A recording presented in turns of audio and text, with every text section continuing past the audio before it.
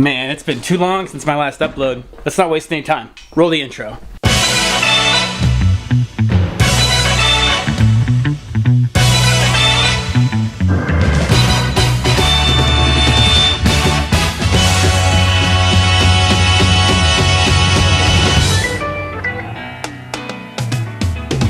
Hey, what's going on everyone? It's Keith with the Tulsa Moto Club, and in today's video, we're going to restore the forks on the SR250. First things first, we got to get the forks off.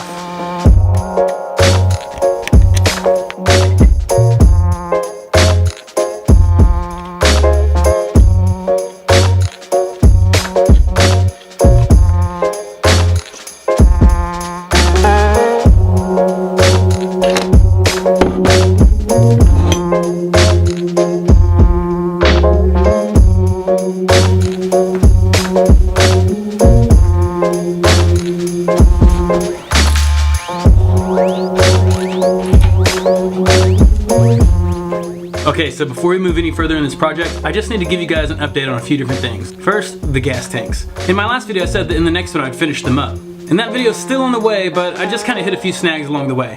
I'll explain when that video comes out. Next, the rear brake. I mentioned a while back that I received a package from Dime City Cycles. What it is a rear brake conversion kit. It's a cable kit that I can use, that way I don't have to use all the linkage that came with the rear sets initially. It's going to tidy everything up and look really good, but I gotta get a hold of a welder so I can weld it all onto the frame. Nevertheless, back to the matter at hand.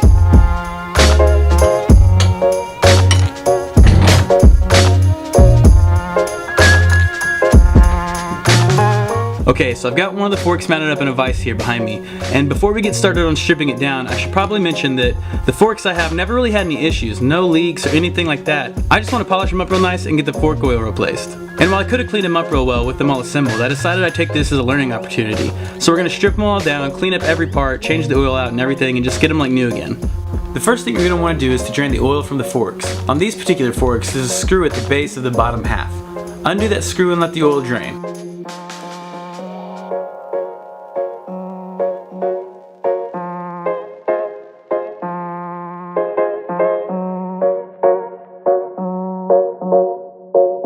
Next, remove the fork cap and the retainer clip underneath that.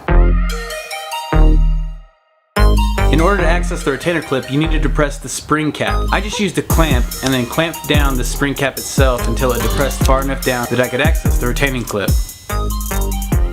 Once the retaining clip's out, the spring cap should slide right out too, and then you can just pull the spring out right after that.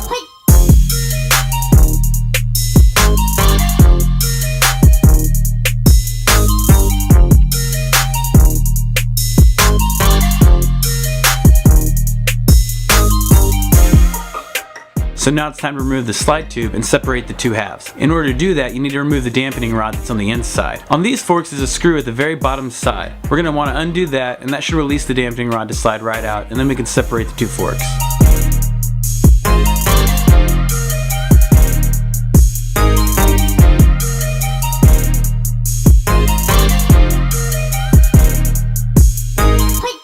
Well, I've got a problem.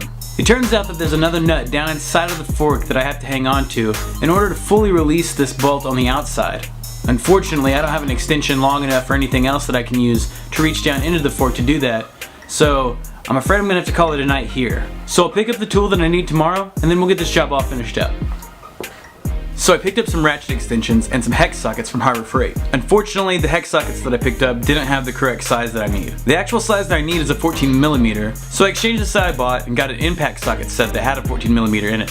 Unfortunately, when I got home, that too didn't work out because the diameter of the base of the socket was too big to fit down the tube of the fork, so I returned that set also. Now I went all over town and couldn't find a 14mm socket anywhere, so I had to get creative.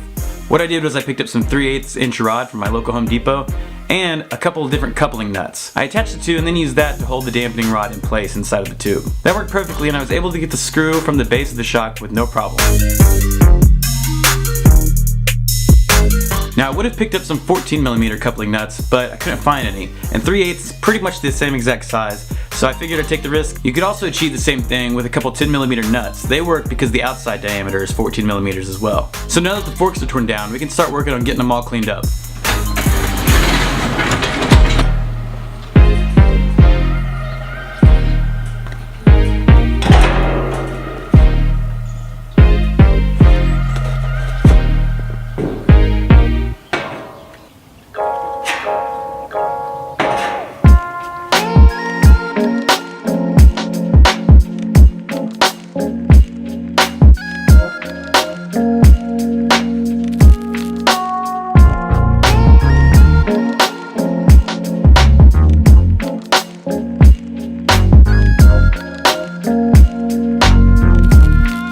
To remove the fork seals, I used a seal puller.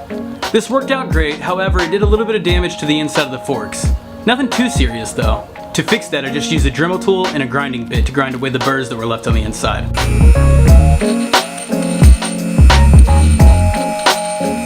Afterwards, I used an air compressor to spray out any debris that I couldn't see or I just couldn't get to.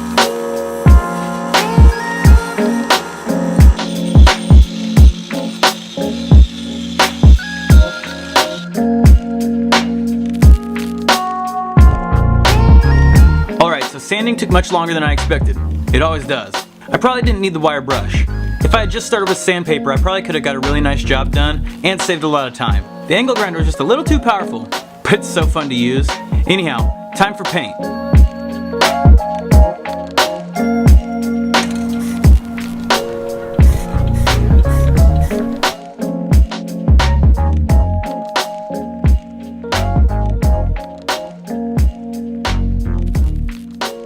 Okay, first coat's down.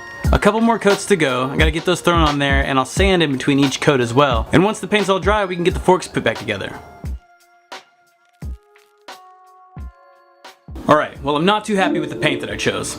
It does have a great finish, however it picks up fingerprints like crazy and I'm just not really into that. So I'm just gonna strip away all this paint and then just polish up the bare metal. I think that'll give me a better finish and I'll be a lot more happier that way.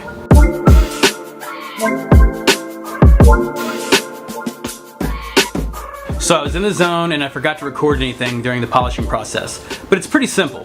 I just used a cheap polishing kit that I picked up from Harbor Freight that came with a bunch of different drill attachments and bits, as well as a few different polishing compounds. Honestly, this is my first time polishing anything that's metal, and to do that I just worked my way up sanding it through the grits all the way up to 1200 grit, at which point I was wet sanding. Then I hit it with a coat of black compound, followed up by a coat of the brown compound. Now it's time to get them back together.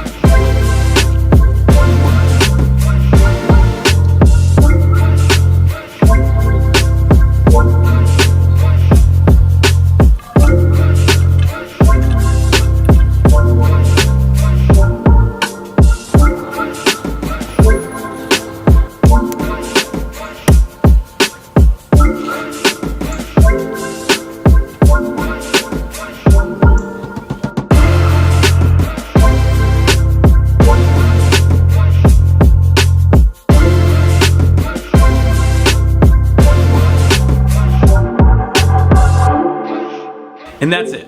Thank you all so much for watching the video today, and I'm sorry for such a large gap between uploads. Remember, if you're not already subscribed to my channel, make sure you do that as well. That way you don't miss out on any future videos that I post. And here are a couple other videos of mine that you can check out as well. And remember to follow me on Facebook and Instagram if you want more daily content. And as usual, those will be linked down in the description below. And lastly, if you have any questions, comments, critique, or just want to say hey, hit me down in the comments as always. Thanks for watching.